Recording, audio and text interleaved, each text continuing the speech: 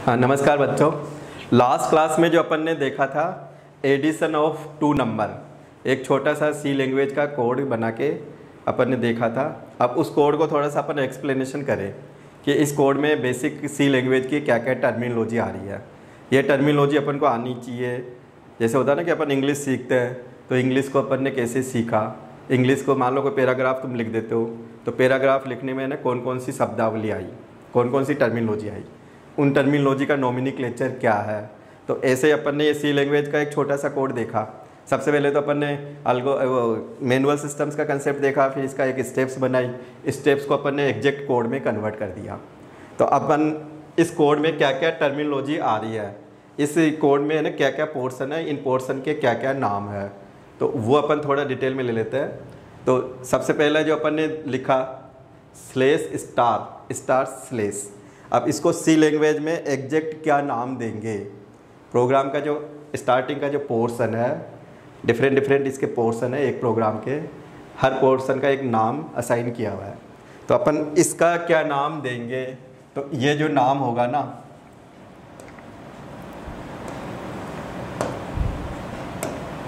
तो इसको अपन बोलते हैं डॉक्यूमेंटेशन सेक्शन। इसको बोलते हैं अपन डॉक्यूमेंटेशन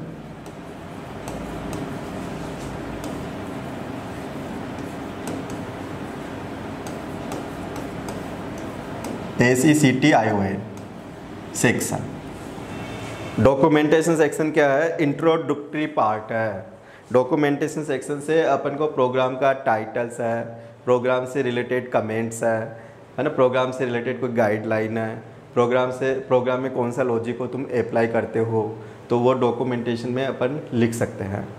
तो डॉक्यूमेंटेशन सिंगल लाइन का भी हो सकता है, डॉक्यूमेंटेशन मल्टीपल लाइन का भी हो सकता है। तो सिंगल लाइन में बिगिनिंग पे स्लेस स्टार, क्लोजिंग पे स्टार स्लेस। और अगर आपको मल्टीपल लाइन में डॉक्यूमेंट्स लिखना हो तो अपन मल्टीपल लाइन में स्लेस स्टार, फिर मल्टीपल लाइन लिख दे और फिर लास्ट में star slash. Non executive part है। कंपाइलर अगर इसमें कोई भी मिस्टेक होती है तो कंपाइलर इसको चेक नहीं करेगा, इग्नोर करता है। डॉक्यूमेंटेशन को अपन कहीं पे भी लिख सकते हैं प्रोग्राम के अंदर। फिर प्रोग्राम का जो दूसरा पोर्शन है वो कहलाता है लिंकिंग सेक्शन। प्रोग्राम का जो दूसरा पोर्शन है वो कहलाता है लिंकिंग सेक्शन। लिंकिंग का मतलब क्या होता है, लाइब्रेरी फाइल से जुड़ो। जैसे होता है ना कि अपन कोई भी टॉपिक्स को मान लो कि सोल्व करना चाहते हैं, अब किससे रिलेटेड टॉपिक है, हिस्ट्री का टॉपिक है या मैथ्स का टॉपिक है या कोई ट्रिग्नोमेट्री का टॉपिक है या कोई ज्योमेट्री का टॉपिक है या पॉलिटिकल साइंस का टॉपिक है, तो तुम उसी से रिलेटेड लाइब्रेरी से जुड़ो।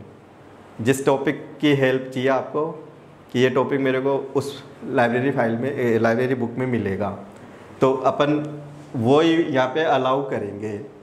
तो दूसरा पोर्शन लिखना ही होगा। ये भी एसेंशियल ही हो जाता है कि कौन कौन से अपन फंक्शंस यूज करें। तो फंक्शंस के अकॉर्डिंग लाइब्रेरी से कनेक्टिविटी चाहिए। तो कनेक्टिविटी के लिए अपन को लिंकिंग सेक्शन पूरा यहाँ अलाउ करेंगे अपन। हर लैंग्वेज में लिंकिंग का पोर्शन होता है। तो लिंकिंग में क्या होता है, सपोर्टिंग लाइब्रेरी फाइल्स अपन यूज कर लेते हैं। तो अपन लाइब्रेरी कैसे यूज करें, तो तुमने यहाँ देखा कि लिंकिंग सेक्शन को अपन अलाउ करना चाह रहे हैं, तो अपने पास एक ये है ना फिक्स वर्ड है, एक स्टेटमेंट दे दिया अपन को, hash include, CLUDE, lower case में है।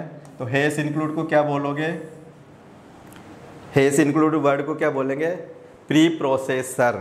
सबको नाम एक बार याद रखना है। इसको क्या नाम दिया सी लैंग्वेज में, प्री प्रोसेसर। ये एक स्टेटमेंट है। कोई पूछे ना ये क्या है हैश इंक्लूड, तो ये प्री प्रोसेसर है। इट इज ए स्टेटमेंट कर दो, डायरेक्ट कंपाइलर को इंस्ट्रक्ट करता है। कंपाइलर को डायरेक्ट ये आदेश देगा कि इस लाइब्रेरी से कनेक्टिविटी हो जाए। कंपाइलर को किस लाइब्रेरी से जोड़ना है, तो जोड़ने के लिए हैश इंक्लूड याद रखना होगा। हैश और इंक्लूड में गैप नहीं होना चाहिए, स्पेस नहीं होना चाहिए। तो हैश इंक्लूड एक प्री प्रोसेसर कहलाएगा। दूसरे वे में इसका दूसरा नाम भी अपन लिख सकते हैं, कंपाइलर डायरेक्टिव स्टेटमेंट।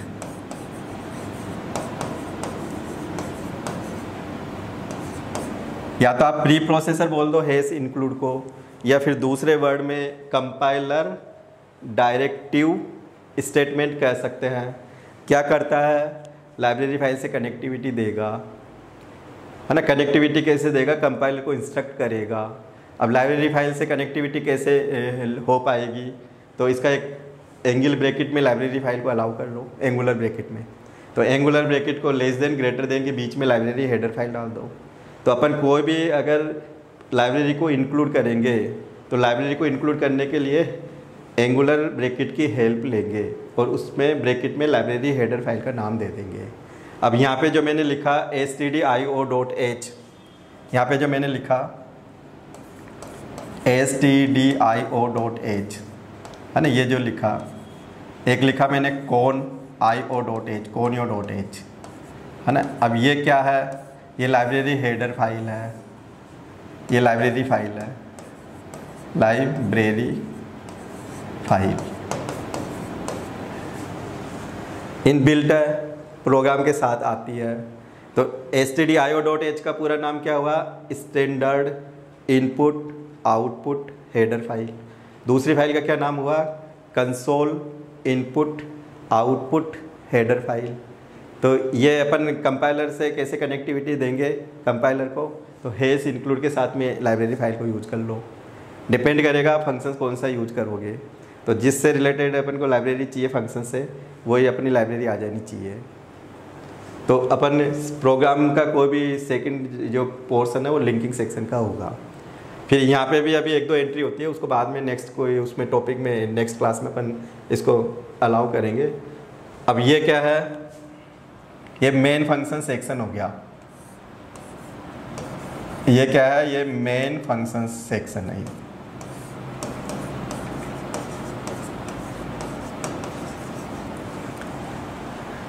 तो मेन क्या है, एक यूजर डिफाइन फंक्शंस है। जीके के लिए भी अच्छा क्वेश्चन है, कई बार कम्पिटिटिव परीक्षा में भी ये आ जाता है।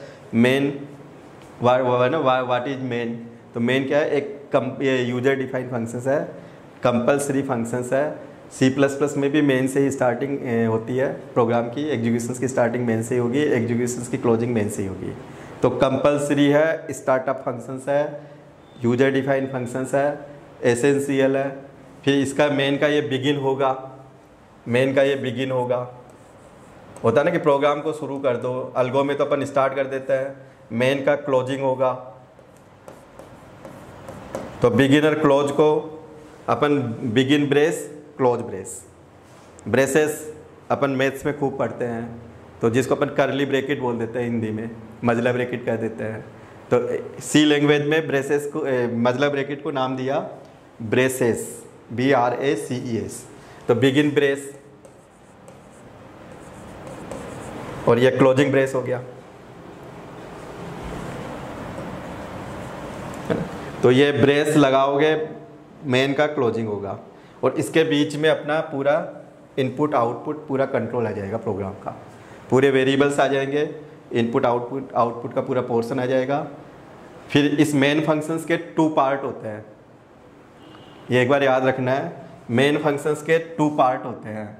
तो ये जो पोर्शन है, ये आपका लोकल वेरिएबल डिक्लेरेशन पार्ट कहलाएगा, लोकल वेरिएबल, है ना, declaration part.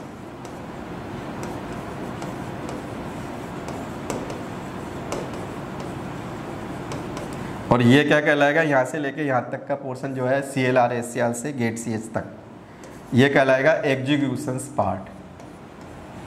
Executions part, executions part में क्या होता है, पूरा इनपुट आउटपुट प्रोसेस, ये पूरी एंट्री आ जाती है कि काम कैसे करोगे।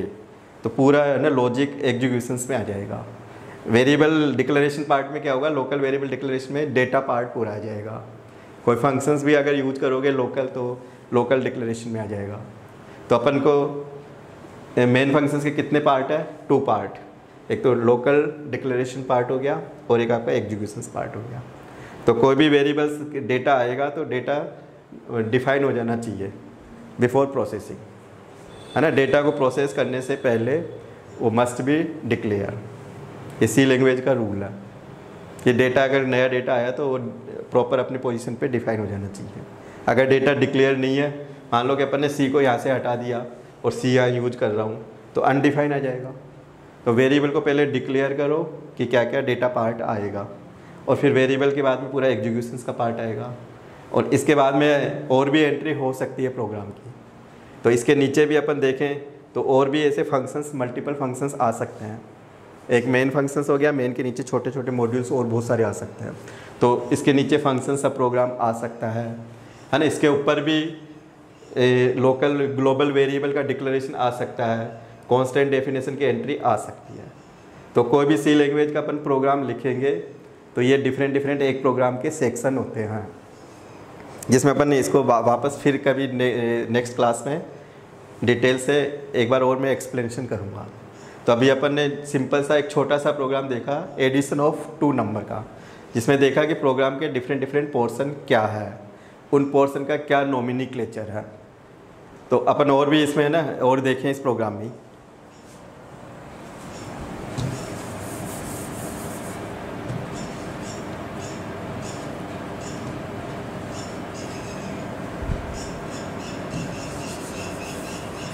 है ना, थोड़ा सा इसको मैं और एक्सप्लेनेशन दे रहा हूँ। ये तो अपन ने डिफरेंट डिफरेंट पोर्शन देखे थे। अब इसमें टर्मिनोलॉजी क्या क्या आ रही है, एक बार उसको भी थोड़ा सिंसियरिटी से देखें कि एक प्रोग्राम लिखने में मेरे कौन कौन सी टर्मिनोलॉजी आती है, उस टर्मिनोलॉजी को अपन क्या नाम देते हैं। फिर उसी टर्मिनोलॉजी को थोड़ा एक्सप्लेन करेंगे कि ये जो कोड लिखा, इस कोड में इनमें क्या क्या इंक्लूड हुआ, है ना, उन टर्मिनोलॉजी को अपन देखें। तो अपन इस कोड में देख रहे हैं, तो एक तो जैसे ये हैश इंक्लूड वर्ड हुआ अपना, अब इसको क्या नाम दिया,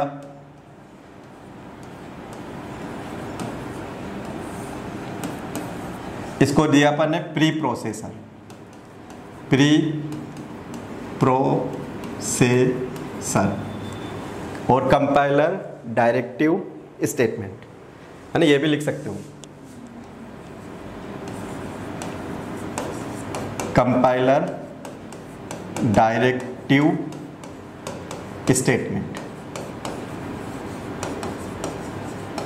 एक बार याद रखना है तुमको। सेकंड अपन देखें कि इसमें इनको क्या बोलेंगे, stdio.h और conio.h। इनको अपन library, system library header file, system library header file.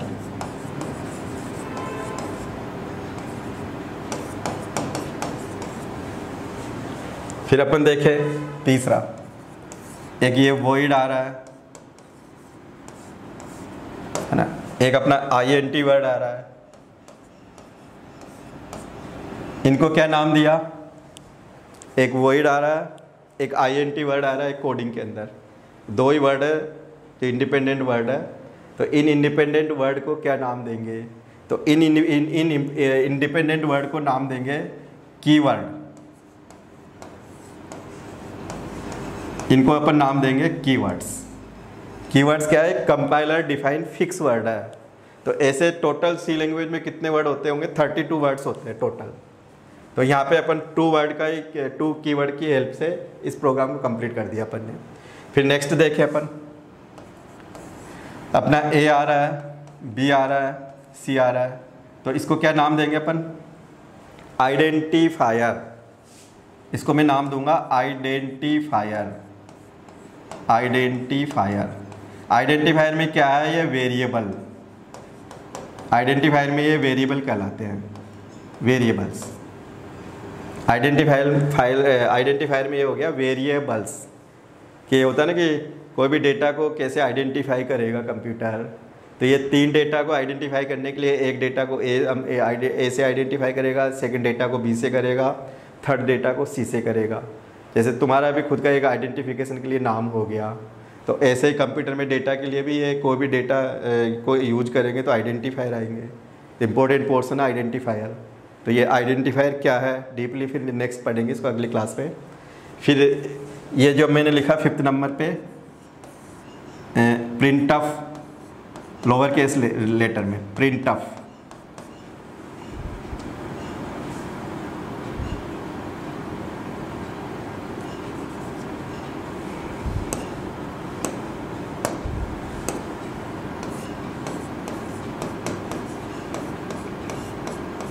printf bracket है ये, है ना, printf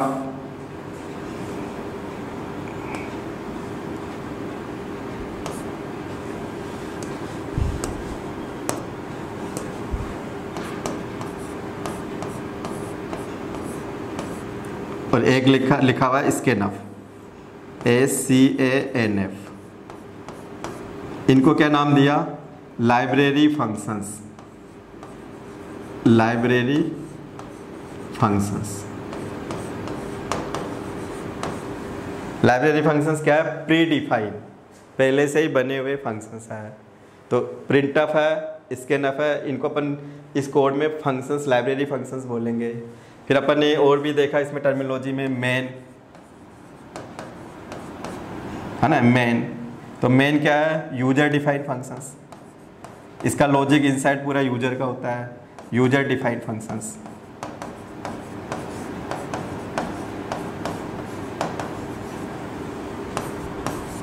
और भी इसमें टर्मिनोलॉजी देखे अपन, इक्वल आ रहा है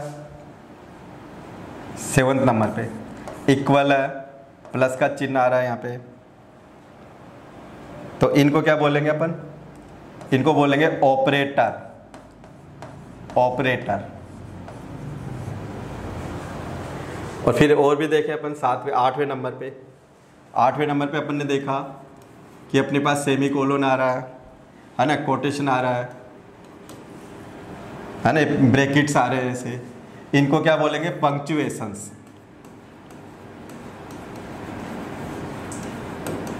पंक्चुएशंस मार्क्स। क्लियर स्क्रीन है और ये आपका गेट CH है, ये भी फंक्शंस है। यहाँ पे है ना क्लियर स्क्रीन भी फंक्शंस है, क्लियर स्क्रीन है ना, गेट CH, ये भी फंक्शंस है। तो अपन ने अगर एडिशन ऑफ 2 नंबर का कोड देखा, बनाया, तो इसमें डिफरेंट टर्मिनोलॉजी आ गई। अब ये टर्मिनोलॉजी को देखें क्या क्या इसका नोमेनक्लेचर है। तो प्री प्रोसेसर, तो सबको याद हो जाना चाहिए कि प्री प्रोसेसर किसको बोलेंगे? हैश इंक्लूड को। आग मीच के बता सकते हो, है ना। प्री प्रोसेसर का दूसरा नाम क्या है? Compiler directive statement. फिर जो एंगुलर ब्रैकेट में लिखा हुआ है stdio.h, conio.h, इनको क्या बोलेंगे? System library header file. ये लगभग कितनी होती होगी? अप्रोक्सीमेट 50-55 के समथिंग होती है सी लैंग्वेज में। इस लाइब्रेरी को अपन एक्सटेंड भी कर सकते हैं नए कंपाइलर में, और भी इसकी लिमिट बढ़ गई। और वॉइड और इंटीजर क्या है? ये कीवर्ड है। कीवर्ड क्या है? फिक्स वर्ड है। कंपाइलर में इनकी टर्मिनोलॉजी फिक्स होती है। कोई भी अपन लैंग्वेज बनाते हैं तो होता है ना कि ये कोड बना दिए मैंने लैंग्वेज के, तो लैंग्वेज के ये फिक्स वर्ड है कि इन्हीं वर्ड से कंप्यूटर कोडिंग अपन लिख पाएंगे। ABC क्या है? आइडेंटिफायर है। प्रिंटफ है, स्कैनफ है, क्लियर स्क्रीन है, गेट CH है, क्या है? लाइब्रेरी फंक्शंस है। लाइब्रेरी फंक्शंस क्या होता है? इसमें स्मॉल लॉजिक्स होता है, एक सर्टेन टास्क को ये एग्जीक्यूट करते हैं। फंक्शन से क्या होता है? काम होता है। जैसे एक मशीन होती है, मशीन से क्या होता है? काम होता है। तो किस तरह का काम चाहिए कि पढ़ने का काम करो, मॉनिटर पे कोई डिस्प्ले करने का काम करो, कोई मैथमेटिकल काम करो, कोई स्ट्रिंग को ब्रेकअप कर दो, स्ट्रिंग में से ये सर्च कर लो।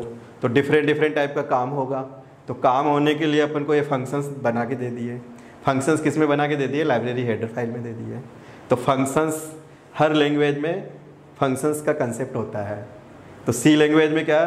सी लैंग्वेज में रिच है फंक्शंस के अंदर, ये कि रिच मतलब ये पावरफुल लैंग्वेज है। कॉम्प्लिकेटेड प्रोग्राम को भी अपन फंक्शंस के थ्रू ईजी वे में सोल्व कर सकते हैं।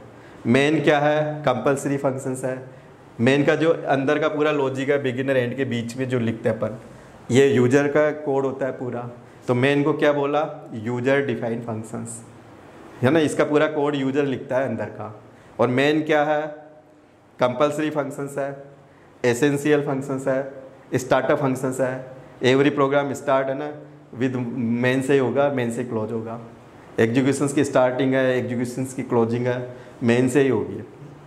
अगर कंट्रोल मेन से अगर एग्जिट होता है तो वो रिटर्न में होके है ना मेन के अंदर आएगा, फिर मेन से क्लोजिंग करेगा प्रोग्राम को। जैसे एक अपना एक कंट्रोल ऑफिस होता है ना, तो ऑफिस से पूरा जितने भी सब डिपार्टमेंट है तो एक कंट्रोल रूम से ही पूरा कंट्रोल होंगे। कंट्रोल रूम पहले ओपन हो करो, फिर उनसे रिलेटेड है ना दूसरे डिपार्टमेंट को ओपन करो, फिर जब फाइनली क्लोज सब डिपार्टमेंट को क्लोज करेंगे फिर कंट्रोल रूम को क्लोज करेंगे अपन। तो वही थ्योरी यहाँ पे हो गई। काम करेंगे तो ऑपरेटर्स की थ्योरी आ जाएगी। तो अपन को क्या क्या पढ़ना होगा कि कोई भी कोड लिखोगे तो कीवर्ड का नॉलेज हो, कोई भी कोड लिखोगे तो फंक्शंस का नॉलेज हो, कोई भी डेटा पार्ट को एज्यूम करोगे तो आइडेंटिफायर का नॉलेज हो, कोई भी काम करोगे तो ऑपरेटर का नॉलेज रखना होगा, फिर काम कैसे होगा तो पूरी स्टेप्स बनानी पड़ेगी। तो अपन को ये डिफरेंट टर्मिनोलॉजी को अपन नेक्स्ट क्लास में है ना विद एग्जाम्पल क्लियर करेंगे कि सी लैंग्वेज को अपन कैसे लिख पाए प्रोग्राम को। प्रोग्राम लिखने के लिए अपन को है ना क्या क्या टर्मिनोलॉजी आनी चाहिए। अगर ये टर्मिनोलॉजी नहीं आएगी तो फिर कोड नहीं लिख सकते। वो सिमिलर टू इंग्लिश लैंग्वेज का एक कंसेप्ट मान के चलो कि तुमने इंग्लिश लैंग्वेज कैसे सीखी, तो इंग्लिश लैंग्वेज का पूरा बेस लेके सी लैंग्वेज को सीखना पड़ेगा।